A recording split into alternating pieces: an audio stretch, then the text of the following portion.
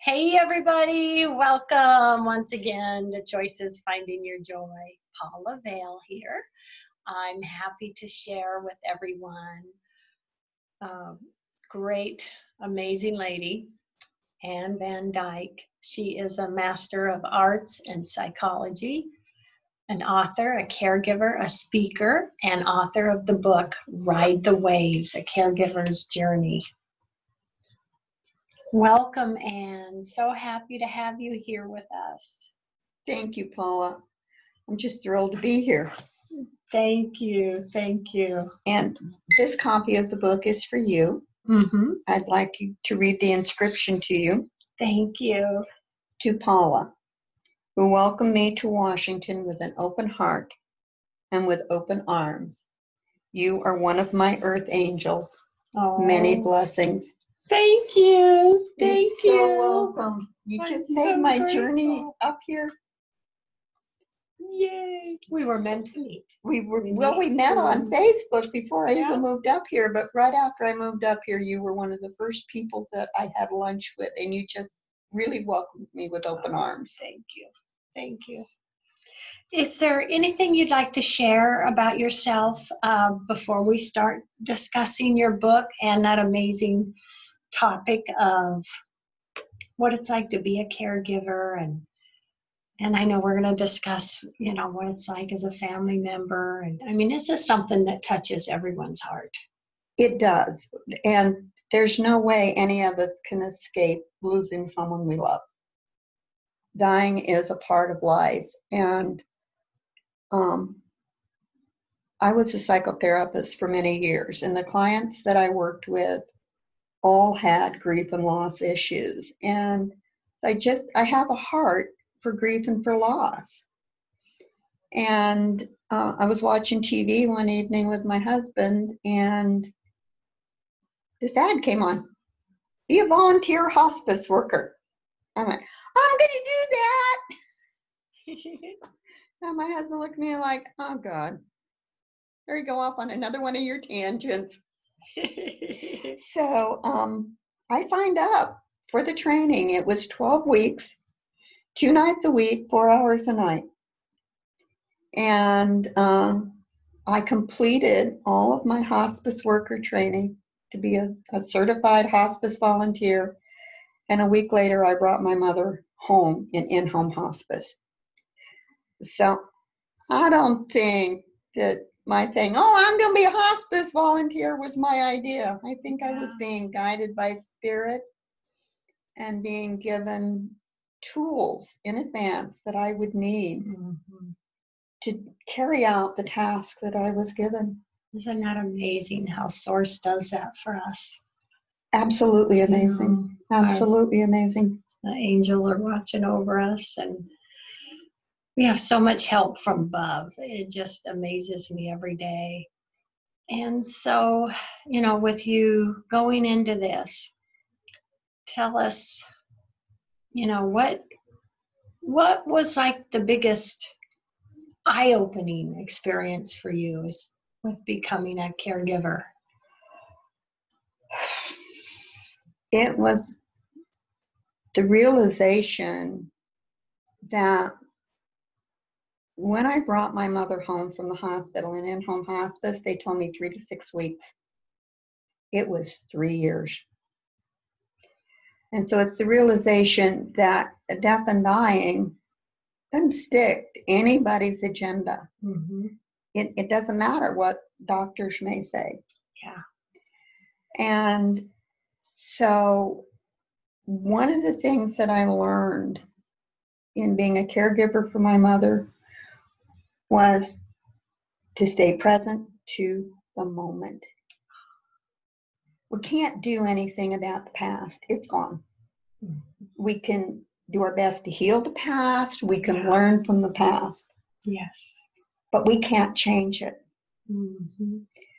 And when you're confronted with a terminal illness, you may not have a future with that person. So all you've got is today. Yes. This present moment. So I learned to be present to what was happening in my life.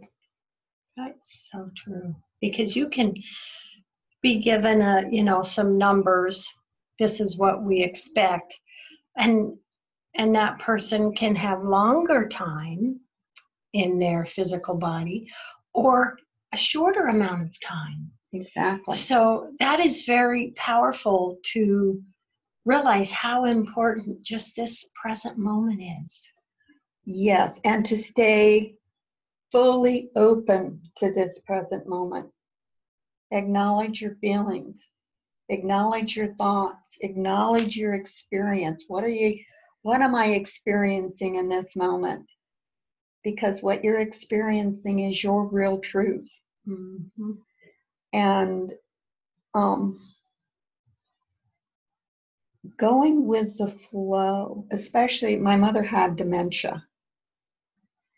And I had to learn to go with the flow with my mom, because not going with the flow just would really upset her. Mm-hmm. And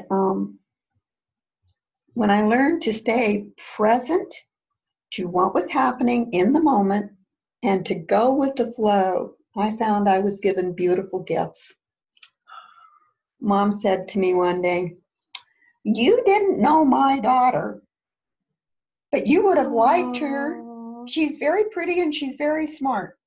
Aww. Now, Paula, not once growing up did my mother ever tell me I was pretty or I was smart.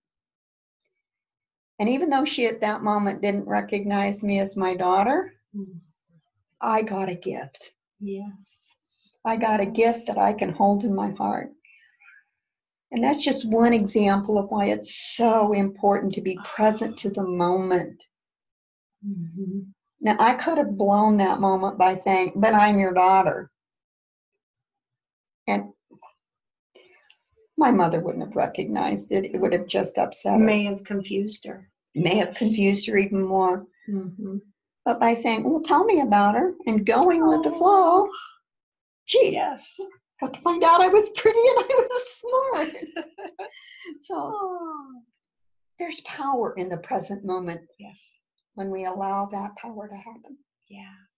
And I would think, and that in that present moment, that day, look at where things are, what the situation is, and realize what you can do to make changes and better the situation, and then what you're powerless, and just be grateful for what you can do and what you do have, and move on. There's a lot of truth in that, Paula. When my husband was diagnosed with ALS, amyotrophic lateral sclerosis, also known as Lou Gehrig's disease, we were handed a death sentence. There's no treatment for ALS, and there's no cure. And 50% of all ALS patients are dead within 2 years. Mm-hmm. 80% are dead within 5 years. 20% can live extremely long, like Stephen Hawking's. But when we got Brian's diagnosis, we just looked at each other and we said, "Well, okay, this is what we've got. Now, how are we going to learn to live with this?" Mm-hmm. So we took ourselves off to counseling. And we did counseling around it. And one of the decisions that we made, Paula, was we were going to live life as fully as we could for as long as we could. Love it. And one of the things I learned from that was focus on what you have. Don't focus on what you've lost. Focus on what you have right now. Mm-hmm. This is what we have in this moment. How can we maximize the joy and the pleasure and the thrill of being alive in this moment? Yes. And we loved picnics. And Brian would say to me, "Get your coat." And I'd say, "Why?" He'd say, "Because I want to go to Bear of the Lair. Lair of the Bear." I'd say, "Okay." So I'd pack us a picnic lunch and off we'd go to Lair of the Bear. Well, when it got to where he couldn't walk, wasn't about to give up picnics. No, you still I'd load him up in the Suburban and we'd drive to Red Rocks Park made it work. outside of Golden, where we could see the whole entire valley. We could watch the deer coming down off the mountain to feed in the evening. We'd have our sandwiches and our sodas in the car, and we'd have a picnic. And we celebrated Oh, being alive, being in this moment, having a picnic. yes. It's what we could do. Oh. So we focused on what have we got today. Mm-hmm. Oh, and that's a powerful message. Yeah. Tell us a little more along that line, and what else that you've shared in the book. What the top themes would you say? With denial, it would be one of them. And, you know, denial gets a bad rap. Everybody says, don't be in denial, don't be in denial. Well, but denial is the bandage that keeps us from bleeding to death emotionally. Oh. And so there are times when something traumatic happens that if we face it full on with full total awareness, we bleed to death emotionally. So with denial, you want to open it up and take a quick peek and close it back again.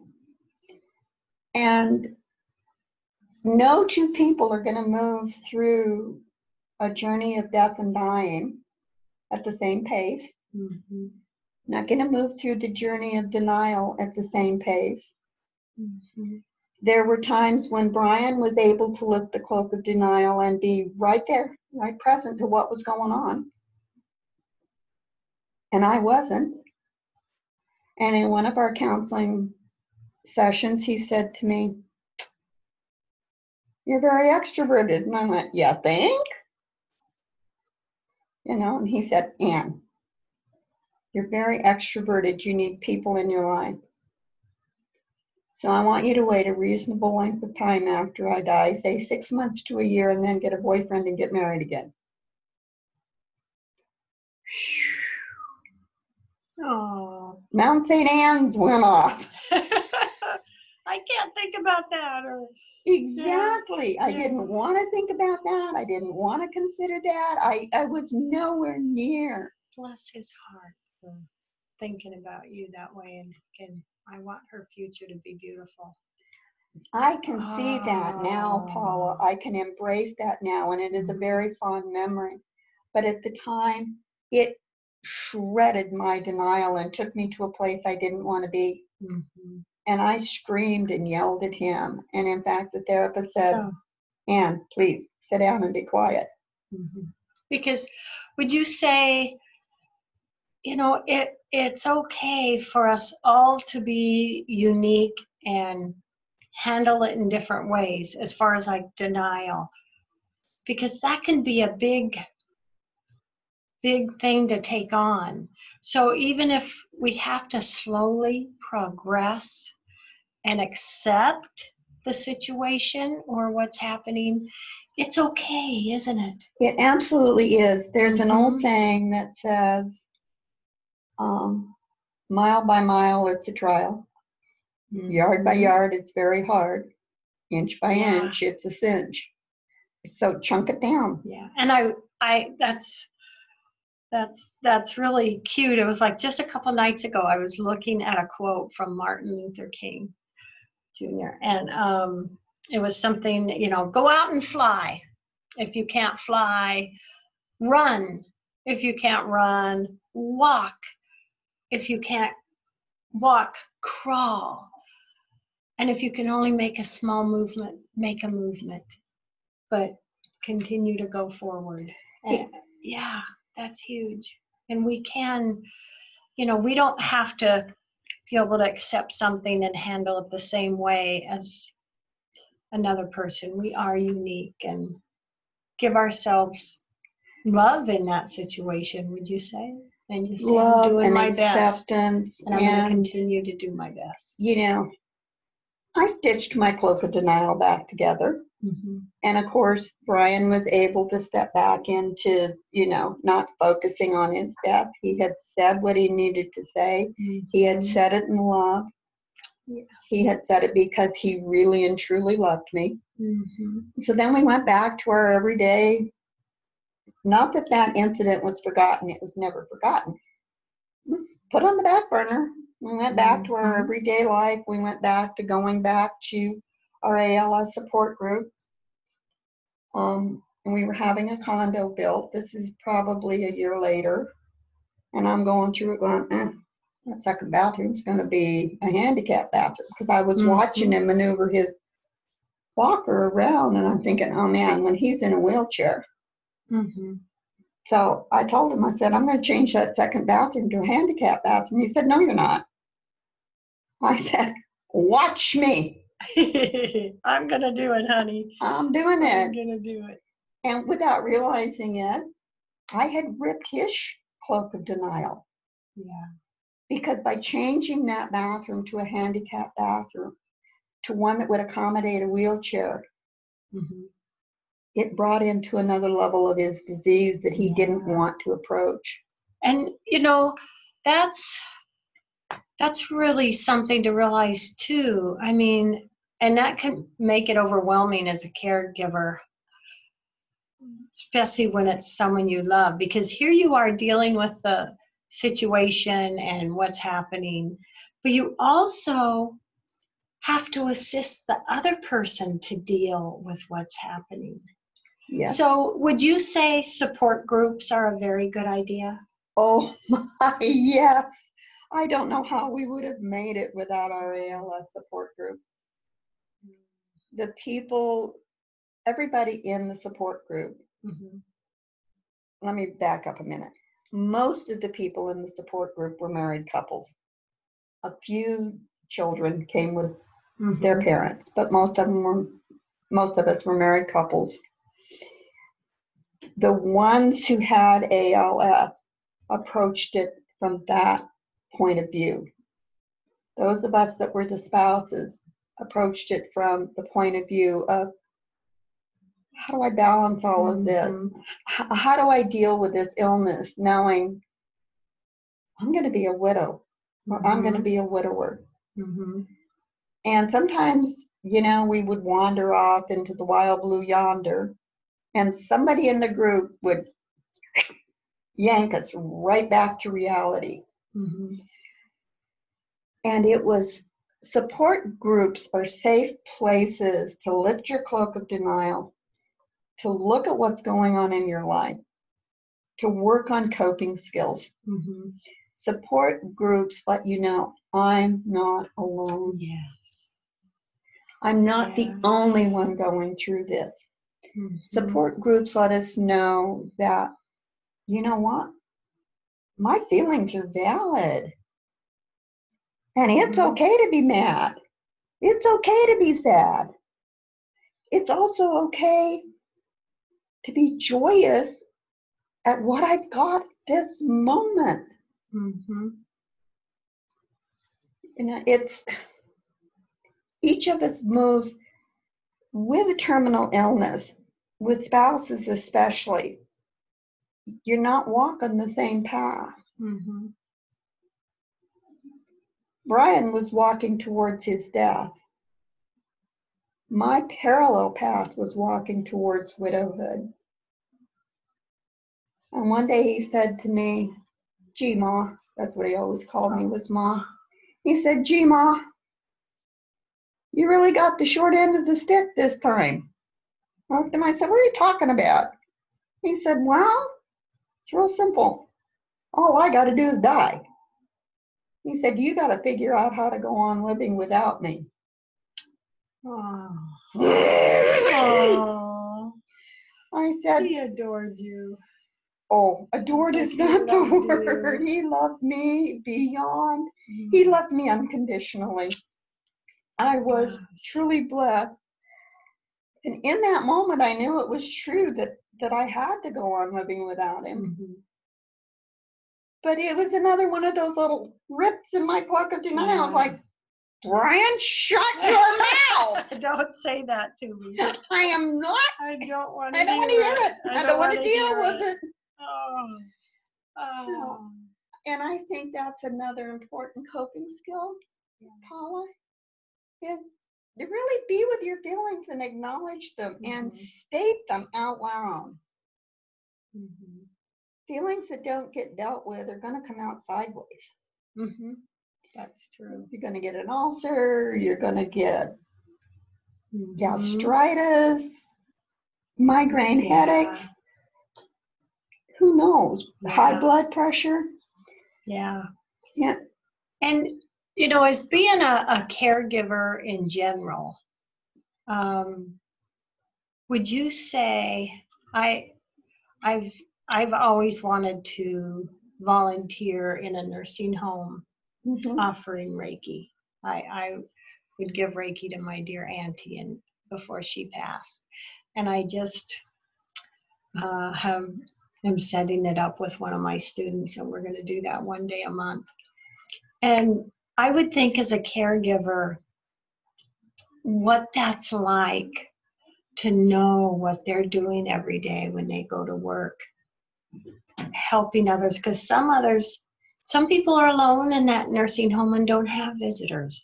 It's not the same for everyone who is in their last days and months and years. It's not. So what a role that is for anyone to be a caregiver, wouldn't you say? Yes, it is. It's a big role, but it's a role that comes with big blessings. Mm-hmm. I bet. Because the reality is, Paula, none of us are going to get out of this life alive. Mm-hmm. Mm-hmm. Being a caregiver for someone who is dying has helped me to live a better life, has helped me to live more in the present, to live more fully, and to acknowledge I ain't getting out of this life alive either. Yeah. Brought you new insights and perspectives, I bet. Absolutely. And facing death head on allows me to live more fully in the present.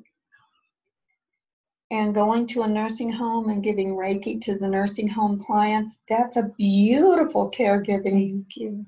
Beautiful Really caregiving. I've done it many times at a homeless center. I've really, for a few years, several years, I've wanted to move that also into a nursing home or something, or hospice area, and I'm finally getting it done. I'm really happy. Yay! Because it will bring more to your life. Yeah. I just can't imagine, you know. I had no idea when I started out on this journey of being a caregiver for my mom where it was going to take me. I wanted to do it because I loved my mom. Now, what's 3 to 6 weeks out of your life? But Mom hung on for 3 years. Yeah. But those 3 years were a blessing. I learned so much about myself. I learned so much about my mom. And then to have Brian diagnosed with ALS, it was like, that was a big shock because my mom died and here my husband's got ALS. And I'm living a death sentence. And it's a journey for you, I bet. Yes. We have about 1 minute left in the show. What last words do you want to leave with the audience today, Anne? For all caregivers, the most important thing you can do is to love and care for yourself. Take care of yourself first so that you have the love, the stamina, and the energy to be a fully present caregiver. Yes. And would you say that reading this wonderful book isn't just for caregivers? That No. Anyone can benefit from this? Yes, anyone can benefit from it. And I've had people email me and message me on Facebook about how much they got out of the book. One lady said it helped me to understand my feelings towards the death of my mother. Yes. So it's not just for caregivers, it's for anyone that is facing Yes. loss or struggling. Thank you, Anne. And this is available on Amazon? It's available on Amazon, hardback, softback, ebook. My daughter found it on Google Docs, Right. so it's available. Ride the Waves, A Caregiver's Journey. Anne E. Van Dyke. Thank you, everyone, for joining us today. Have a beautiful day. Thank you, Anne. Thank you, Paula. It's been a pleasure. Love, hugs, and